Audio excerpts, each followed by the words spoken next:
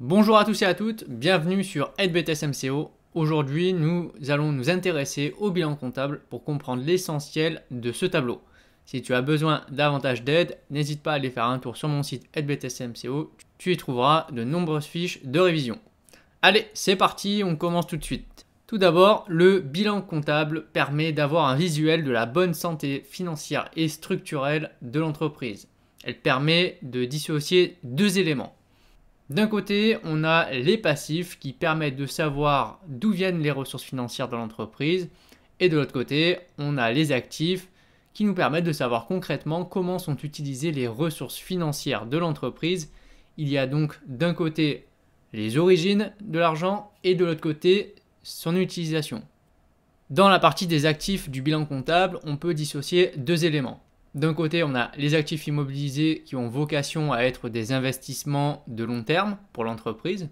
Ce sont les immobilisations qui sont corporelles, comme le bâtiment, les véhicules, les matériels.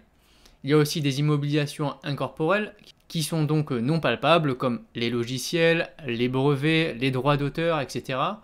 Puis il y a les immobilisations financières pour les investissements du long terme dans l'achat de titres de grandes entreprises par exemple. Donc là, c'était l'actif immobilisé. Maintenant, on va dans les actifs circulants qui varient en permanence du fait de l'exploitation de l'entreprise, comme le niveau des stocks de marchandises, les créances clients, c'est-à-dire les paiements que l'entreprise n'a pas encore reçus car elle a accordé des délais de paiement à ses clients. On a aussi les VMP. Il s'agit de spéculation boursière, donc d'acheter et de revendre rapidement des titres boursiers pour en faire un bénéfice. Et puis on a l'argent liquide de l'entreprise appelé les disponibilités. Donc à la fois l'argent en caisse et l'argent sur le compte bancaire.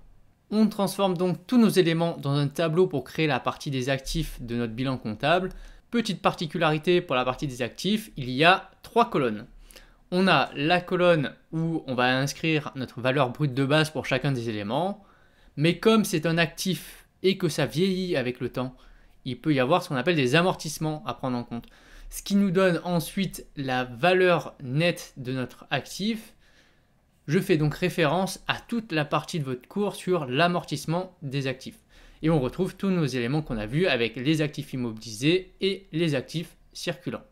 Avec à chaque fois un total pour chaque partie et à la fin un total pour l'ensemble des actifs.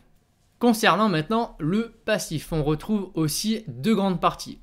Une première partie qui concerne les capitaux propres de l'entreprise. Ce sont donc tout simplement les sources de financement qui appartiennent à l'entreprise, comme le capital social des dirigeants, les réserves qui ont été formées par les précédentes années d'exploitation.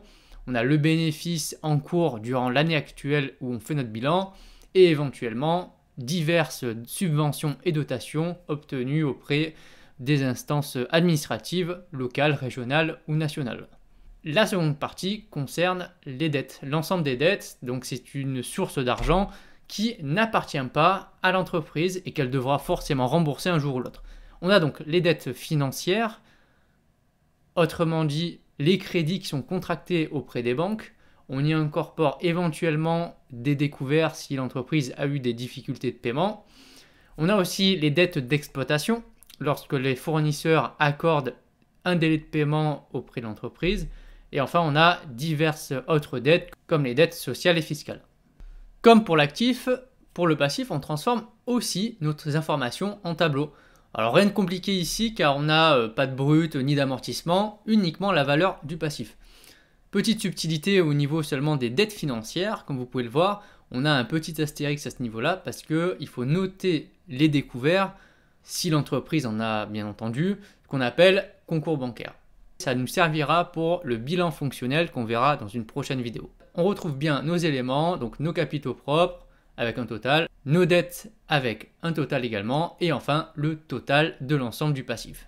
On a identifié nos actifs et nos passifs, maintenant on n'a plus qu'à les réunir pour former un tableau qui s'appelle en fait le bilan comptable de l'entreprise.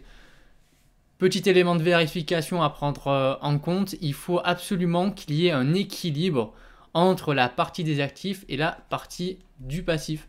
Donc le total des actifs en net doit être strictement égal au total du passif. C'est un élément de vérification pour s'assurer de l'équilibre du bilan comptable. Et voilà, nous sommes arrivés à la fin de cette vidéo. J'espère que les éléments qui composent le bilan comptable sont clairs pour toi. C'était 3 minutes pour comprendre le bilan comptable. Merci à tous et à toutes, et puis à très bientôt pour de nouvelles vidéos. Allez, bye!